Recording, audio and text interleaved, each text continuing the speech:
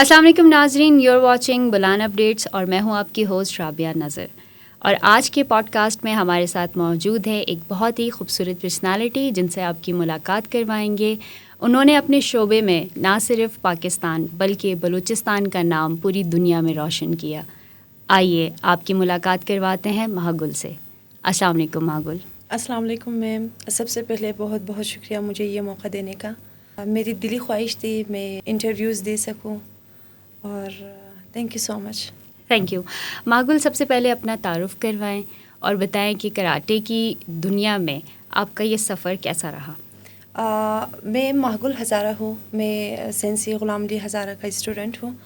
اور جب میں نے جوائن کی تھی کلب 2017 میں، پھر اس کے بعد میری اتنی ٹف ٹریننگس ہوتی تھی کہ ایک سال ہی میں نیشنل چیمپئن بنی. پھر اس کے بعد میرا انٹرنیشنل کا ٹور لگا سری لنکا میں، وہاں پہ میرا گولڈ آیا. پھر اس کے بعد میری دوسری ٹور لگی. پھر اس کے بعد آہستہ آہستہ سے میں ابھی چیمپئن ہوں ماشاء اللہ سے. ماشاء اللہ. اچھا، آپ ایک بہترین کراٹیکا بھی ہیں، اور فیملی میں سے کس نے سپورٹ کیا آپ کو سب سے زیادہ؟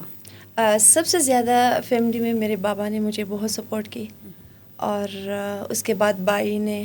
پھر جو ایونٹس ہوتے تھے وہ ہمیں ڈراپ کرنے آتے تھے. پھر جب ہم مطلب گولڈ میڈل کے ساتھ ہم لوگ آتے تھے، نہ صرف فیملی بلکہ پوری ریلیٹیوس کے ساتھ وہ آ کے ہمیں ریسیو کرتے تھے. اچھا، پاکستان میں کون سی فیمیل ایتھلیٹ ہیں جو آپ کو پسند ہے؟ پاکستان میں صرف کراٹے میں یا کوئی اور گیمز میں بھی؟ اسپورٹس میں جو ہمارے فیلڈ میں سے ہیں، مجھے نرگس ہزارہ، کلثوم ہزارہ، شاہدہ عباسی، یہ میں ان لوگوں سے بہت انسپائر ہوں.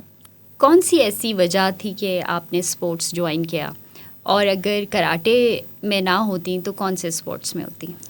اگر میں کراٹے میں نہ ہوتی تو میں شاید کرکٹ یا فٹ بال میں ہوتی.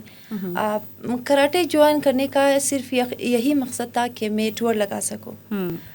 پھر بعد میں مجھے پتہ چلا کہ یہ ایک بہت بڑا پلیٹ فارم ہے، اور بس یہی ہے. اچھا، تو کسی نے آپ کو گائیڈ کیا کراٹے کے حوالے سے؟ کیا ہسٹری ہے، کیا بیک گراؤنڈ ہے اس کا؟ بیک گراؤنڈ یہی ہے کہ میری چھوٹی بہن، اس کی دوست، اس نے کلب جوائن کی تھی. پھر میری چھوٹی بہن جو ماہرہ ہے وہ بھی ابھی کراٹے میں ہے. اس نے ضد کی بابا سے کہ میں کلب میں میرا داخلہ کروائے. پھر اس کے بعد میں نے بھی اس طرح. بیک گراؤنڈ صرف بہت سمپل بیک گراؤنڈ ہے. پھر جب ہم لوگ ہزارہ شتوکان کراٹے اکیڈمی میں آئے تھے، یہاں پہ ہمارے بہت اچھے سینئرس، اور بہت ہی ان لوگوں کا پرفارمنس اتنا اچھا تھا. ان لوگوں کے پکچرس لگے ہوئے تھے والس میں، ٹی وی میں ہم لوگ ان کو دیکھتے تھے. پھر انسپریشن ان لوگوں سے ملی. اور سب سے بڑا انسپریشن جو ہمارے استاد ہے سینسی غلام علی ہزارہ، ان کو دیکھ کے میں بہت انسپائر ہوتی ہوں.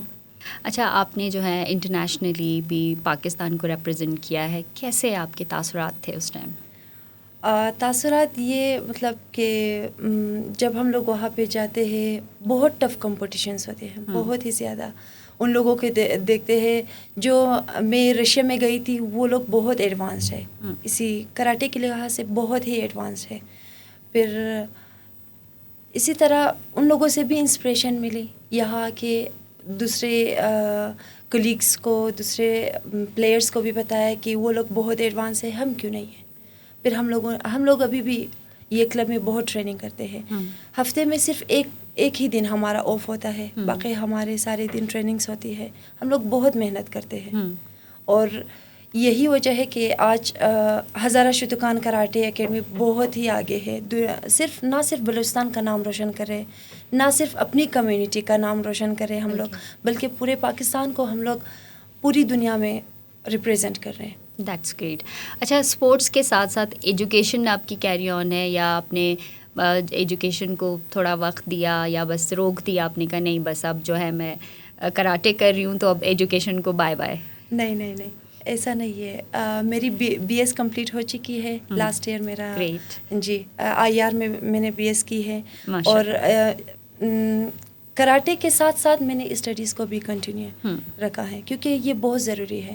دونوں ایک ساتھ، مطلب یہ بیلنس ہونا چاہیے. ایسا نہیں ہے کہ جو ہزارہ کمیونٹی میں اسپورٹس کے لحاظ سے بہت آگے ہے, وہ پڑھائی کے لحاظ سے بھی بہت آگے ہے. گریٹ. تو میں نے بھی یہی مطلب BS کمپلیٹ کر چکی ہے. میں مینیج ہو سکا آپ سے دونوں چیزیں؟ بہت ہی ٹف تھا, بہت ہی ٹف. لائک ایگزام کے دوران جب کیمپس وغیرہ لگتے تھے, پھر میری ٹریننگ بھی ہوتی تھی, پھر اس کے بعد ایگزامس بھی سر پہ تھے, تو ٹف بہت تھا لیکن ناممکن نہیں تھا. ناممکن نہیں تھا. That's very great. اچھا مہاگل, ماشاء اللہ آپ نے پاکستان اور بلوچستان کا نام پوری دنیا میں روشن کیا. بہت سارے اعزازات سے بھی آپ نوازی گئی ہیں, کافی میڈل بھی آپ نے جیتے ہیں.